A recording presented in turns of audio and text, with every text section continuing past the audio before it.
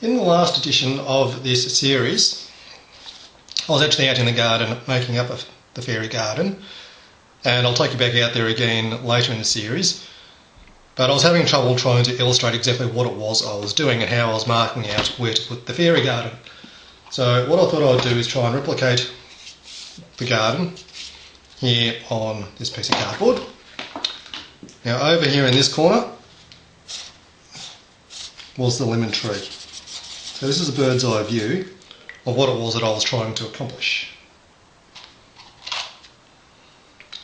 So I used a screwdriver to go down to that corner there. In this case I'm just using a couple of nails just to illustrate the purpose.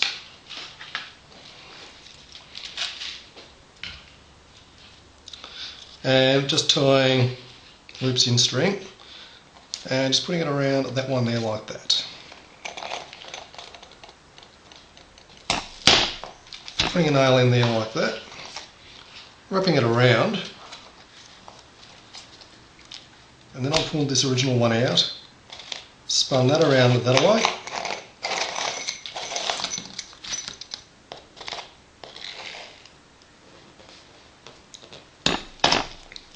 to give me the third corner. So I've got 1, 2, 3 corners.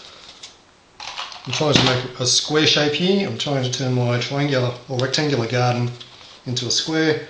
Then I'll lift this one out and I spun that one around to there. If you want to be more pedantic about it, you can, but this is how I did it. At this point, I've now got the 4 markers there. And what I did was I ran a piece of string this way.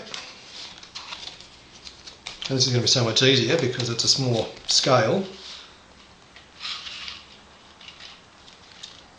And the idea is to try and find where the diagonals cross each other.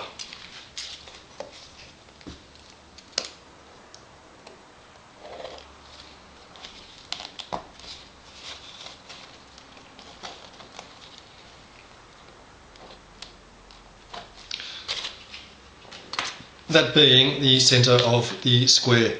The rest of the garden down here will be used for vegetables. This part up here is going to be used for the fairy garden. Right. I don't need those ones there anymore, but what I'm going to do is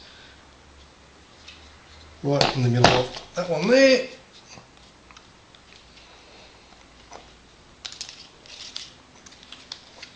now in this case I was actually restricted by the brickwork on the lemon tree.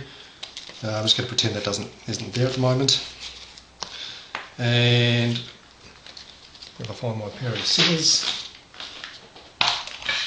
which were here a minute ago.